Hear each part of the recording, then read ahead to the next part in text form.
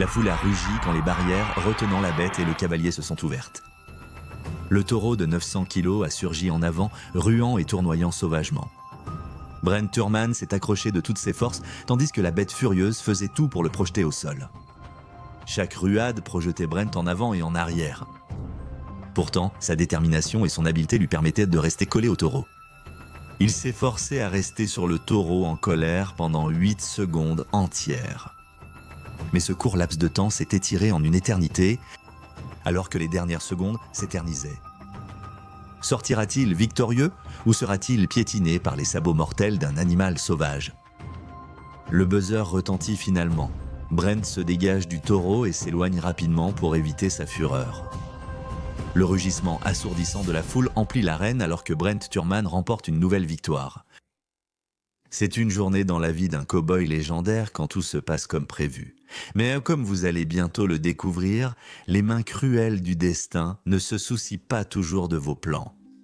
Voici l'histoire de Brent Turman, le légendaire cavalier de taureau qui fut le premier à mourir lors de la finale nationale de rodéo. Tout au long de sa vie, cette légende coriace s'est presque coupé la jambe avec une tronçonneuse, s'est cassé le même os 22 fois et a été projeté par de nombreux taureaux enragés jusqu'au jour fatidique où un taureau lui a pris la vie. Comme toujours, la discrétion des spectateurs est conseillée. Qu'est-ce qui est si excitant à regarder l'homme et la bête s'affronter dans l'arène du rodéo?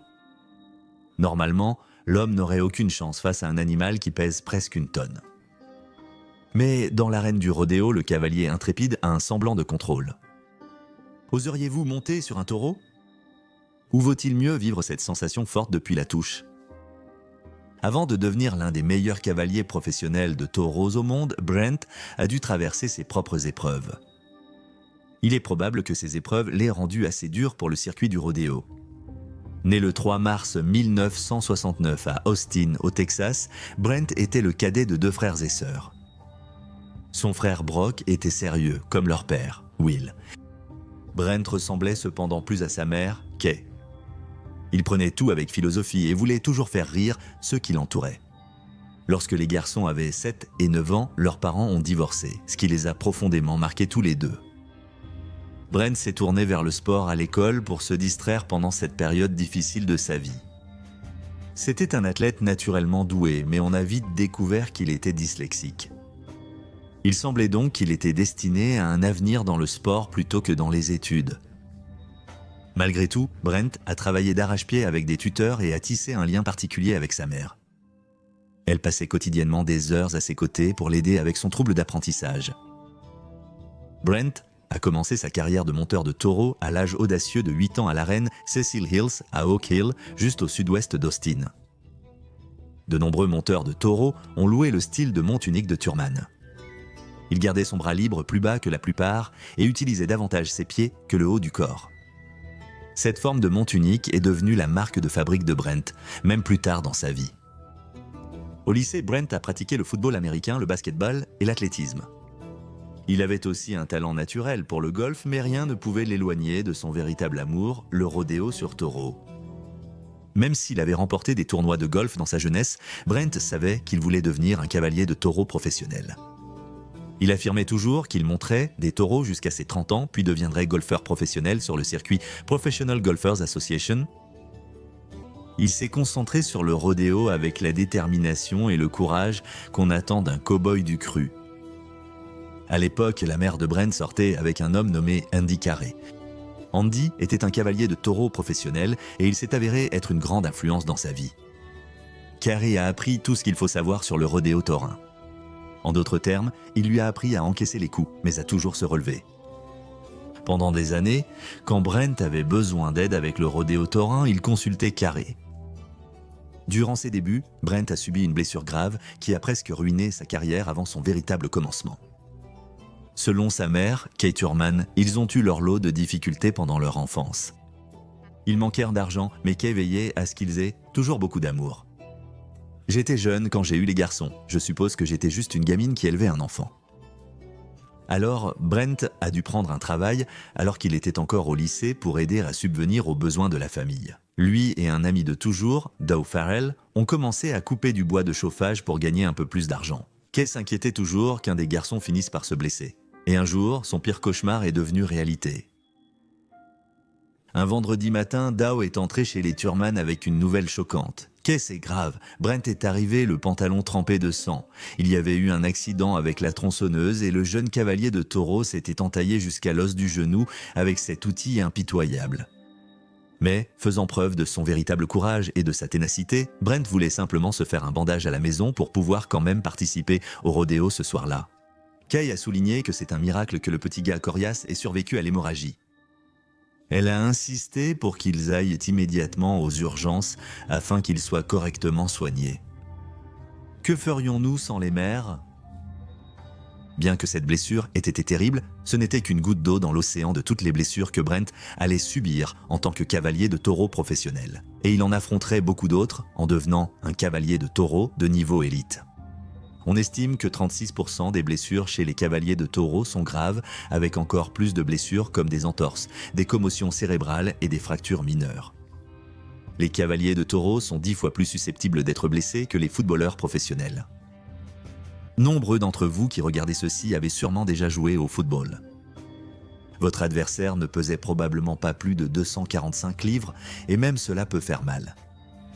Alors qu'un taureau sauvage sur le circuit de rodéo peut peser 1500 livres ou plus.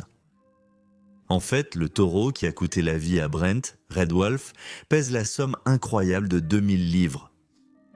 C'est presque une tonne entière de muscles, de chair et d'os de taureau. Peux-tu imaginer le courage qu'il faut pour entrer dans une arène avec une bête de cette taille ? Que tu appelles ça du courage ou de la stupidité, il faut une volonté incroyable pour faire ce que Brent Thurman et beaucoup d'autres cavaliers de taureau ont fait. Et même en dehors de l'arène, Brent était connu pour avoir une attitude tenace qui remontait le moral de ceux qui l'entouraient. Beaucoup de ses amis plaisantaient en disant qu'il ne connaissait personne qui aimait autant sourire sans ses dents de devant. Sa mère Kay a dit que son véritable don était la façon dont il traitait les gens, même ceux qu'il ne connaissait pas. Ce que j'aimais le plus chez Brent, c'est qu'il était toujours à l'aise, peu importe l'endroit où on l'emmenait. Peu importe si tu n'avais pas un sou ou si tu étais le gouverneur, il allait te traiter exactement de la même façon. Un an avant sa mort, Brent a rencontré un couple dans le hall du Gold Coast. Il s'est qualifié pour le NFR pour la première fois. Le couple qu'il venait de rencontrer n'était jamais allé à un rodéo et ne savait pas qui il était, mais Brent a décidé de les inviter à l'accompagner. Il leur a obtenu une paire de billets et leur a même proposé de les emmener à l'arène. Il voulait que tout le monde voie ce qu'il avait toujours aimé, a dit Tara. C'était ce genre de gars, c'était tout simplement lui. Ce trait de personnalité venait du côté de la famille de Kay. Le père de Kay, Merle Goodnight, était un Texan sociable. Le grand-oncle de Merle était Charles Goodnight, peut-être le plus célèbre éleveur de bétail du Texas de tous les temps, connu comme le père du Panhandle du Texas.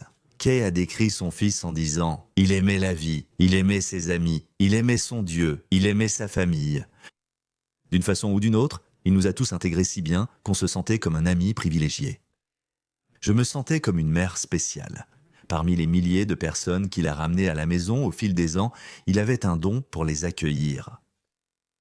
Sa petite amie Tara, qui était là le jour fatidique de Brent, a aussi dit qu'il avait une conscience. Et qu'on ne voit pas vraiment ça de nos jours. C'est ce que j'aimais chez lui. Il voulait vraiment vivre correctement. Et ce n'est pas pour dire qu'il ne sortait pas et ne faisait pas la fête de temps en temps, mais il voulait être un homme bien. Il ne voulait pas être un gars que les gens ne respectaient pas. Tous ceux qu'il rencontrait le connaissaient pour sa présence apaisante, même lorsqu'il montait sur le dos d'un taureau en furie. Mais une bête comme celle-ci ne se soucie pas de la personne que vous êtes en dehors de l'arène. Une fois sur son dos, elle fera tout pour vous faire chuter, comme si sa vie en dépendait. Au fil des années, Brent a subi son lot de blessures, mais cela en valait la peine, car cela lui a aussi apporté de nombreuses victoires.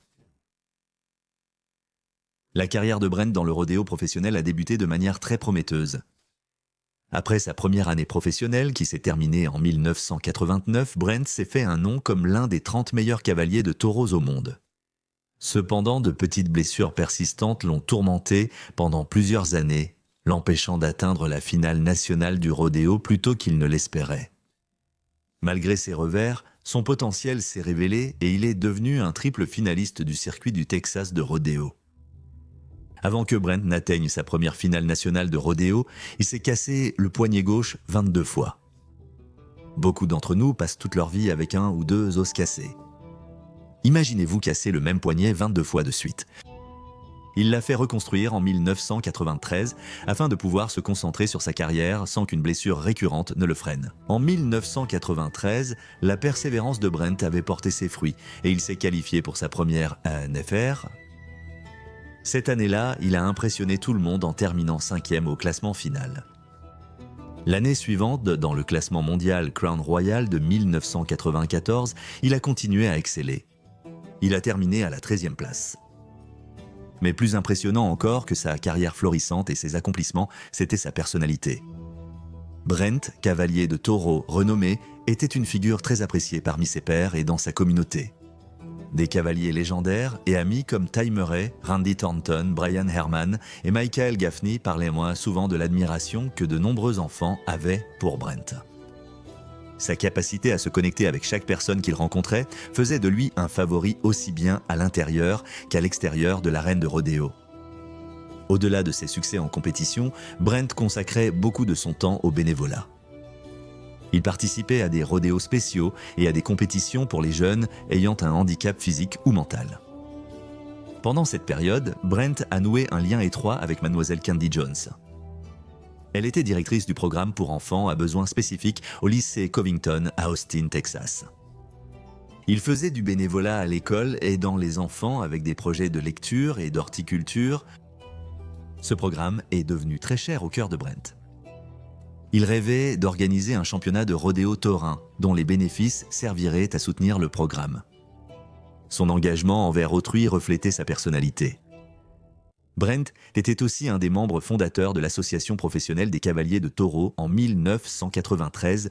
Il attendait avec impatience les changements que cela apporterait. Parmi les autres membres fondateurs figurent des professionnels comme Jérôme Davis, Cody Lambert et Tuff Hedeman. Si vous ne connaissez pas Tuff Hedeman, vous avez peut-être entendu parler du taureau qui a failli mettre fin à sa carrière. Bodacius était une bête redoutable. En 1995, Bodacius a donné un coup de tête à Tuff si fort qu'il a brisé presque tous les os de son visage. Mais cela n'était rien comparé au sort que Brent allait subir des mains de Red Wolf. Brent a failli battre Bodacius lors de la finale mondiale Bull Riders Only de 1994 à Denver, Colorado. Il a été désarçonné juste avant les 8 secondes. L'idée derrière l'association Professional Bull Riders était de se libérer des règles qui retenaient les cavaliers dans les autres ligues. Ainsi, chaque membre fondateur, y compris Brent, a donné $1000 à la cause. Le cofondateur de la Professional Bull Riders et 9 fois champion du monde de rodéo, Ty Murray, a déclaré « Nous voulions créer un meilleur spectacle pour les fans, afin que lorsqu'ils regardaient, ils voient les meilleurs des meilleurs à chaque fois. » Sa petite amie Tara l'a entendu une fois au téléphone à propos de l'association Professional Bull Riders. Elle se souvient de l'avoir entendu dire au téléphone « Peu importe ce que c'est, j'en suis, je le veux.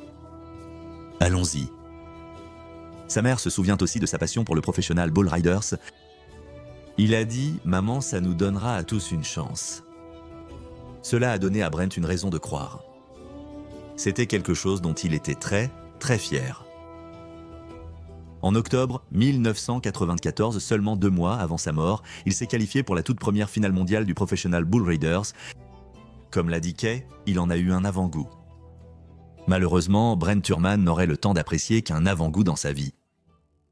C'était un dimanche, le 11 décembre 1994. Le matin de la 10e et dernière montée de Brent à la NFR de 1994 à Las Vegas. Brent Turman était connu pour sa présence apaisante dans l'un des sports les plus dangereux au monde. Mais ce matin de décembre, il s'est réveillé anxieux à l'idée de son affrontement final avec un taureau féroce nommé Red Wolf lors de la finale nationale de rodéo. Il devait calmer ses nerfs, alors il a demandé nerveusement à Aaron Samos ce qu'il pensait du taureau. Tara Farrell se rappelait que c'était inhabituel pour cet écrivain généralement décontracté. Mais à part son anxiété, c'était un dimanche ordinaire. Brent était jovial, agaçant tout le monde dans la voiture en chantant Winter Wonderland tout le trajet depuis l'hôtel Casino Gold Coast jusqu'au Thomas & Mack Center où l'événement avait lieu. Il chantait quelques phrases, cherchant l'approbation de ses amis, puis tentait d'en chanter davantage. C'était Brent. C'était un farceur qui pouvait mettre presque tout le monde à l'aise dans une situation tendue. Lorsqu'ils sont enfin arrivés à l'arène, Brent a plaisanté. « Dès que je descends de ce taureau, je vais prendre un shot de tequila. » Son corps et son esprit tentaient peut-être de l'avertir. Son calme habituel était vraiment éclipsé par son anxiété ce matin-là. Quoi qu'il en soit, il n'a jamais eu l'occasion de prendre ce dernier verre. Plus de 17 000 personnes étaient représentées alors que Thurman accrochait son numéro 53. Il se préparait doucement pour son ultime course. Son adversaire ce jour-là était le puissant loup rouge. Cette bête massive avait désarçonné certains des meilleurs cow-boys montant dans l'arène du rodéo. Il a rué de 1988 jusqu'à 2000, soit un total de 12 ans. C'est considéré comme un âge avancé pour un taureau de rodéo, ce qui est d'autant plus impressionnant quand on sait qu'il a rué plus de 100 fois à tous les niveaux. En 1996, Red Wolf a remporté le titre de taureau de l'année 1996 des cow-boys professionnels de rodéo. En 2013, il a été intronisé au panthéon d'honneur des Professional Bull Riders. En ce qui concerne les taureaux de rodéo, Red Wolf était le spécimen parfait. Il était puissant, intense et avait l'assurance d'un boxeur champion. Des années de sélection des meilleures races ont produit une bête de cette taille. Alors, Brent s'est installé sur Red Wolf, attendant que les stalles s'ouvrent brusquement. Maintenant, Feral se souvient qu'il a mis plus de temps que d'habitude à demander l'ouverture de la porte. Nous ne pouvons que spéculer sur les pensées de Brent à ce moment-là. Mais les nerfs qu'il avait ressentis auparavant se manifestaient probablement. Cependant, le cow-boy n'était pas du genre à reculer devant un défi. La foule a rugi lorsque les stalles retenant la bête et un cavalier courageux se sont ouvertes. Le taureau de 900 kilos a surgi en avant, ruant et tournoyant sauvagement. Brent était dans son élément, maîtrisant les mouvements puissants du taureau grâce à son talent unique, utilisant davantage le bas de son corps que le haut pour garder le contrôle. 1, 2, 3, 4 longues secondes ont suffi pour que Brent soit désarçonné par loup rouge. Dans la première fraction de seconde, cela ressemblait à une descente normale pour le cavalier de taureau, jusqu'au moment où son pied s'est emmêlé dans le harnais en cuir attaché au corps de l'outil rouge. Brent s'est emmêlé et a perdu l'équilibre alors que la gravité l'attirait impitoyablement vers le sol. Incapable de s'éloigner du taureau en train de ruer, il a été tiré sous ses sabots géants et piétiné dans le processus.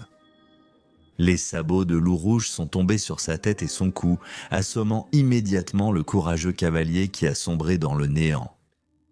Tara se rappelle ce terrible dimanche après-midi à Vegas. Je me souviens avoir pensé « Relève-toi, relève-toi, c'est Brent, il va se relever. » Et puis j'ai pensé « Ce n'est pas bon signe. » Dow a dit qu'on est passé d'une promenade dans un paysage hivernal féerique au pire cauchemar qu'on puisse imaginer. C'est presque au point où ton cerveau ne peut pas assimiler une telle rapidité. Brent a été transporté d'urgence au centre médical universitaire avec de graves fractures du crâne et du visage. Il est resté plusieurs jours, plongé dans le coma sous assistance respiratoire. Ses parents ont veillé dans le parking de l'hôpital, restant dans leur camping-car pour être proches de leur fils. Chaque jour passait avec une lenteur douloureuse, sans aucun changement. Brent n'a jamais repris connaissance et n'a plus jamais offert à ses parents ou à sa petite amie ce sourire désarmant. Dans ses derniers mots à Brent, sa petite amie Tara l'a rassuré en lui disant qu'il pouvait partir et aller auprès de Dieu. 6 jours après être monté sur le ring et avoir enfourché Red Wolf, Brent Thurman est décédé à l'âge de 25 ans. C'était sa passion, son amour, et cela a donné tout son sens à ses 25 années. Incroyablement heureuse, dira plus tard Tara. Bien qu'il n'ait pas vécu assez longtemps pour voir les fruits de ses rêves d'association de rodéo public, Brent Thurman a été intronisé au temple de la renommée du Professional Bull Riders en 2012, 18 ans après sa mort tragique. La mère de Thurman, Kay, a particulièrement mal vécu sa mort. Pendant 2 ans, Kay en a voulu à Dieu jusqu'à ce qu'elle réalise que garder cette colère ne faisait que lui nuire à elle-même. Elle culpabilisait de l'avoir mis sur son premier taureau.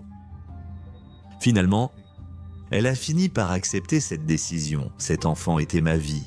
Rien n'a de sens sans lui. Une garde d'honneur de 170 porteurs et 1500 amis et collègues de Thurman ont assisté à ses funérailles au centre d'exposition du comté de Travis au Texas. Il était ton ami même si tu ne l'avais jamais rencontré.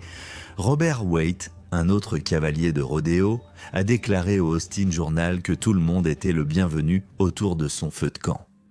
Merci d'avoir regardé, à la prochaine, restez audacieux et courageux.